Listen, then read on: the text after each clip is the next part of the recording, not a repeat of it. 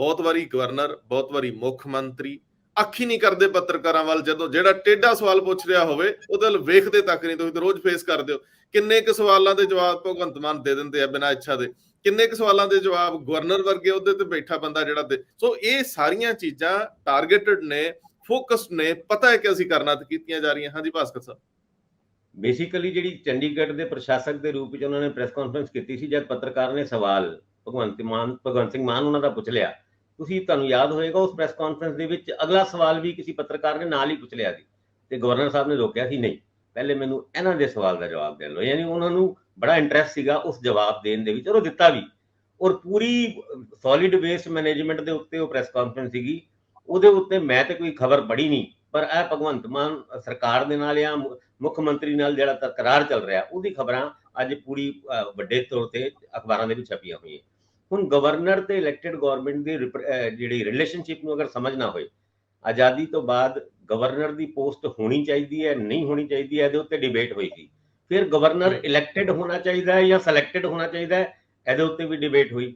ਜਦ ਇੱਕ ਧਿਰ ਇਹ ਵੀ ਕਹਿ ਰਹੀ ਸੀ ਕਿ ਗਵਰਨਰ ਦੇ ਵੀ ਇਲੈਕਸ਼ਨ ਹੋਣੇ ਚਾਹੀਦੇ ਹੈ, ਫਿਰ ਪ੍ਰੋਬਲਮ ਉੱਥੇ ਆ ਗਈ ਕਿ ਚੀਫ ਮਿਨਿਸਟਰ ਵੀ ਇਲੈਕਟਿਡ ਤੇ ਗਵਰਨਰ ਵੀ ਇਲੈਕਟਿਡ, ਤੇ ਦੋਨੋਂ ਅਗਰ ਇਲੈਕਟਿਡ ਹੋ ਜਾਣਗੇ ਤੇ ਪਾਵਰ ਸੈਂਟਰ ਕਿਸੇ ਵੀ ਸੂਬੇ ਦੇ ਵਿੱਚ ਦੋ ਹੋ ਜਾਣਗੇ, ਸਰਕਾਰ ਚੱਲੂਗੀ ਕਿੱਦਾਂ?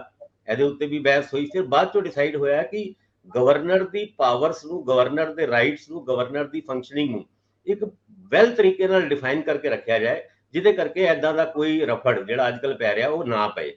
ਹਾਲਾਂਕਿ ਗਵਰਨਰ ਸਾਹਿਬ ਦੇ ਅਧਿਕਾਰ, ਗਵਰਨਰ ਸਾਹਿਬ ਦੇ ਰਾਈਟ, ਸਾਰੀ ਚੀਜ਼ਾਂ ਵੈਲ ਡਿਫਾਈਨਡ ਹੈ ਕਨਸਟੀਟਿਊਸ਼ਨ ਦੇ ਵਿੱਚ। ਪਰ ਸਵਾਲ ਤੇ ਇਹ ਵੇ, ਇਹ ਜਿਹੜੇ ਟਸਲ ਹੋ ਰਹੀ ਹੈ ਇਲੈਕਟਿਡ ਚੀਫ ਮਿਨਿਸਟਰ ਦੀ ਔਰ ਗਵਰਨਰ ਸਾਹਿਬ ਦੀ, ਇਹ ਉਹਨਾਂ ਸੂਬਿਆਂ ਦੇ ਵਿੱਚ ਕਿਉਂ ਹੋ ਰਹੀ ਹੈ ਜਿਹਦੇ ਵਿੱਚ ਗੈਰ ਭਾਜਪਾ ਸਰਕਾਰ ਹੈ? ਫਿਰ ਕੁਛ ਤੇ ਹੈ ਨਾ, ਕਿਉਂਕਿ ਹਰਿਆਣਾ ਦੇ ਵਿੱਚ ਇਹ ਪ੍ਰੋਬਲਮ ਨਹੀਂ ਹੈਗੀ, ਜਾਂ ਮੱਧ ਪ੍ਰਦੇਸ਼ ਦੇ ਵਿੱਚ ਇਹ ਪ੍ਰੋਬਲਮ ਨਹੀਂ ਹੈਗੀ, ਜਾਂ ਜਿੱਥੇ ਜਿੱਥੇ ਭਾਜਪਾ ਦੀ ਸਰਕਾਰ ਹੈਗੀ ਹੈ ਉੱਥੇ ਕਦੀ ਦੇਖਿਆ ਗਵਰਨਰ ਸਾਹਿਬ ਦਾ ਤੇ ਮੁੱਖ ਮੰਤਰੀ ਦੀ ਕਿਸੇ ਵੀ ਤਰੀਕੇ ਦੀ ਕੋਈ ਲੜਾਈ? ਜੇ ਇਹ ਲੜਾਈ ਸਿਰਫ ਉਹਨਾਂ ਸੂਬਿਆਂ ਦੇ ਵਿੱਚ ਹੋ ਰਹੀ ਹੈ ਜਿੱਥੇ ਬੀਜੇਪੀ ਦੀ ਸਰਕਾਰ ਨਹੀਂ, ਤੇ ਫਿਰ ਇਹਦੇ ਪਿੱਛੇ ਕੁਛ ਤਾਂ ਹੈ। ਹੁਣ ਇੰਦਰਪ੍ਰੀਤ ਜੀ ਕਹਿ ਰਹੇ ਸੀ ਨਹੀਂ ਦੇਖੋ ਜੀ ਗਵਰਨਰ ਸਾਹਿਬ ਨੇ ਬਹੁਤ ਵਧੀਆ ਕੀਤਾ, ਇਹ ਕੀਤਾ, ਲੇਕਿਨ ਇਹ ਸਾਰੀ ਗੱਲਾਂ ਡਿਜ਼ਾਈਨਡ ਹੈ। ਔਰ ਗਵਰਨਰ ਸਾਹਿਬ ਨੇ ਜਿਹੜੇ ਕੱਲ ਜਵਾਬ ਦਿੱਤੇ, ਉਸ ਤੋਂ ਪਹਿਲੇ ਮਹਾਰੈਲੀ 11 ਜੂਨ ਨੂੰ ਜਿਹੜੀ ਰੱਖੀ ਸੀਗੀ ਦਿੱਲੀ ਦੇ ਵਿੱਚ, ਉੱਥੇ ਵੀ ਭਗਵੰਤ ਮਾਨ ਉਹਨਾਂ ਨੇ ਕਿਹਾ ਦੇਖੋ ਸਾਡੇ ਗਵਰਨਰ ਸਾਹਿਬ ਕਹਿੰਦੇ ਮੇਰੀ ਸਰਕਾਰ ਨਹੀਂ ਕਹਿਣਾ।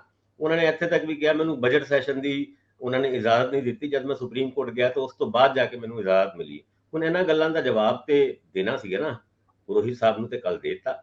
ਉਹਨਾਂ ਨੇ ਇਹ ਕਿਹਾ ਕਿ 10 ਚਿੱਠੀਆਂ ਲਿਖੀ ਹੈ, ਹਜੇ ਤੱਕ ਜਵਾਬ ਨਹੀਂ ਆਇਆ। ਔਰ ਨਾਲ ਦੇ ਨਾਲ ਦਬੇ ਸੁਰ ਨਹੀਂ ਬਲਕਿ ਬੜੇ ਇੱਕ ਉੱਚੀ ਆਵਾਜ਼ ਦੇ ਵਿੱਚ ਉਹਨਾਂ ਨੇ ਇਹ ਵੀ ਗੱਲ ਕੀਤੀ ਕਿ ਮੈਂ ਸਾਰਾ ਕੁਝ ਨੋਟ ਕਰ ਰਿਹਾ, ਮੈਂ ਕੁਝ ਭੁੱਲਦਾ ਨਹੀਂ। ਜਦ ਮੈਂ 5 ਸਾਲ ਦਾ ਸੀਗਾ ਤਦ ਦੀ ਵੀ ਮੈਨੂੰ ਗੱਲਾਂ ਸਾਰੀ ਯਾਦ ਹੈ, ਤੇ ਹੁਣ ਮੈਂ ਰਾਸ਼ਟਰਪਤੀ ਨੂੰ ਜਾਂ ਸੁਪਰੀਮ ਕੋਰਟ ਨੂੰ ਉਹਨਾਂ 10-11 ਚਿੱਠੀਆਂ, ਤਦ ਤੱਕ 11 ਹੋ ਜਾਣੀਆਂ ਸ਼ਾਇਦ, ਉਹ ਚਿੱਠੀਆਂ ਦਾ ਜਵਾਬ ਨਾ ਦੇਣ ਦੇ ਮੁੱਦੇ ਦੇ ਉੱਤੇ ਮੈਂ ਰਾਸ਼ਟਰਪਤੀ ਨੂੰ ਵੀ ਮਿਲਾਂਗਾ ਤੇ ਫਿਰ ਉਹ ਸੁਪਰੀਮ ਕੋਰਟ ਵੀ ਜਾ ਸਕਦੇ ਨੇ। ਇਹਦਾ ਮਤਲਬ ਕੀ ਹੈ? ਯਾਨੀ ਆਉਣ ਵਾਲੇ ਟਾਈਮ ਵਿੱਚ ਹੋ ਸਕਦਾ ਹੈ ਸੂਬੇ ਦੇ ਵਿੱਚ ਕਿਸੇ ਵੀ ਮੁੱਦੇ ਨੂੰ ਲੈ ਕੇ, ਭਾਵੇਂ ਲਾਅ ਐਂਡ ਆਰਡਰ ਦਾ ਮੁੱਦਾ ਹੀ ਹੋਏ, ਭਾਵੇਂ ਬਾਰਡਰ ਦੇ ਵਿੱਚ ਡਰੱਗ ਦਾ ਮੁੱਦਾ ਹੀ ਹੋਏ, ਉਸ ਮੁੱਦੇ ਦੇ ਉੱਤੇ, ਕਿਉਂਕਿ ਗਵਰਨਰ ਦਾ ਰੋਲ ਡੈਮੋਕ੍ਰੇਸੀ ਦੇ ਵਿੱਚ ਤਦ ਉਜਾਗਰ ਹੁੰਦਾ ਜਦ ਉਹਨਾਂ ਨੇ ਆਰਟੀਕਲ 356 ਯਾਨੀ ਪ੍ਰੈਜ਼ੀਡੈਂਟ ਰੂਲ ਲਾਣਾ ਹੁੰਦਾ ਹੈ।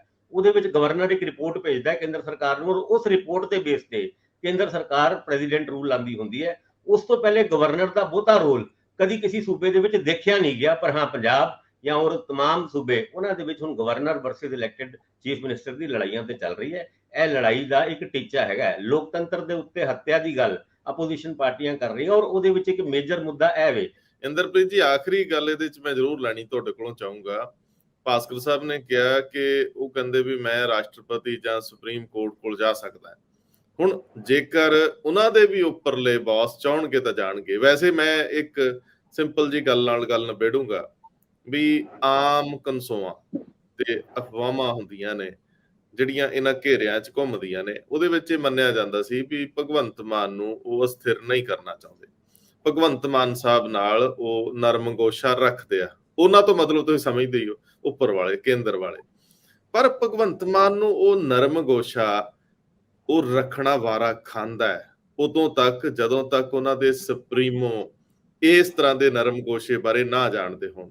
ਸੋ ਉਹਨਾਂ ਨੇ ਆਪਣੇ ਸੁਪਰੀਮੋ ਦੀ ਟਸਲ ਕੇਂਦਰ ਨਾਲ ਦੇ ਚੱਲਦਿਆਂ ਕੇਂਦਰ ਤੇ ਹਮਲੇ ਵੀ ਕਰਨੇ ਹੁੰਦੇ ਆ, ਗਵਰਨਰ ਤੇ ਵੀ ਕਰਨੇ ਹੁੰਦੇ ਆ, ਹਰ ਜਗ੍ਹਾ। ਸੋ ਮੈਨੂੰ ਲੱਗਦਾ ਵੀ ਇਹ ਲੜਾਈ ਜਿਹੜੀ ਲੜਾਈ ਜ਼ਰੂਰਤ ਨਹੀਂ ਜਿਹਦੀ, ਇਹ ਲੜਾਈ ਉਹ ਆ ਜਿਹੜੀ ਦਿਖਾਈ ਜਾ ਰਹੀ ਹੈ, ਬੁਨਿਆਦੀ ਤੌਰ ਤੇ ਇਹ ਲੜਾਈ ਹੈ ਨਹੀਂ। ਤੁਸੀਂ ਉਹ ਠੀਕ ਕਿਹਾ ਕਿ ਇਹ ਐਕਚੁਅਲੀ ਉਹ ਮਾਮਲੇ ਨਹੀਂ ਹੈਗੇ ਜਿਹਦੇ ਕਰਕੇ ਲੜਾਈ ਕੀਤੀ ਜਾਣੀ ਬਣਦੀ ਹੈ। ਇਹ ਬਹੁਤ ਹੀ ਛੋਟੇ ਛੋਟੇ ਜਿਹੇ ਮਾਮਲੇ ਨੇ, ਪਰ ਇਹਦੇ 'ਚ એનર્ਜੀ ਬਹੁਤ ਵੇਸਟ ਹੋ ਰਹੀ ਹੈ। ਜੋ ਮੈਨੂੰ ਲੱਗ ਰਿਹਾ ਹੈ ਕਿ એનર્ਜੀ ਬਹੁਤ ਵੇਸਟ ਹੋ ਰਹੀ ਹੈ, ਖਾਸ ਤੌਰ ਤੇ ਜਿਹੜੀ ਚੁਣੀ ਹੋਈ ਸਰਕਾਰ ਦੀ એનર્ਜੀ ਹੈ, ਉਹ એનર્ਜੀ ਐਕਚੁਅਲੀ ਹੋਰ ਕੰਮਾਂ ਤੇ ਲੱਗਣੀ ਚਾਹੀਦੀ ਹੈ। ਲੜਾਈ ਹੋਰ ਕੰਮਾਂ ਲਈ ਸੈਂਟਰ ਗਵਰਨਮੈਂਟ ਨਾਲ ਅਗਰ ਲੜਾਈ ਕਰਨੀ ਹੈ ਤਾਂ ਉਹ ਬਣਦੀ ਹੈ ਲੜਾਈ ਕਰਨੀ, ਵੀ ਸਾਡਾ ਆਰਡੀਐਫ ਨਹੀਂ ਦੇ ਰਹੇ, ਤੁਸੀਂ ਸਾਡੇ ਐਨਐਚਐਮ ਦੇ ਪੈਸੇ ਨਹੀਂ ਦੇ ਰਹੇ, ਸਾਡਾ ਜੀਐਸਟੀ ਦਾ ਰੁਕਿਆ ਪੈਸਾ ਨਹੀਂ ਦੇ ਰਹੇ, ਕਿਉਂਕਿ ਪੈਸੇ ਤੋਂ ਬਿਨਾਂ ਕੰਮ ਚੱਲਣਾ ਨਹੀਂ ਹੈ।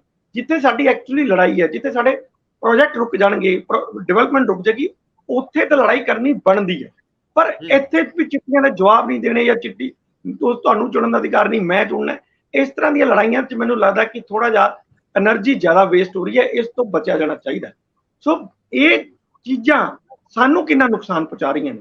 ਕੀ ਇਹ ਜਾਣਬੁੱਝ ਕੇ ਲੜਾਈਆਂ ਦਿਖਾਈਆਂ ਜਾ ਰਹੀਆਂ ਨੇ? ਕੀ ਸਾਡਾ ਧਿਆਨ ਕਿਸੇ ਹੋਰ ਪਾਸੇ ਚਲੇ ਜਾਏ, ਇਸ ਕਰਕੇ ਲੜਾਈਆਂ ਦਿਖਾਈਆਂ ਜਾ ਰਹੀਆਂ ਨੇ?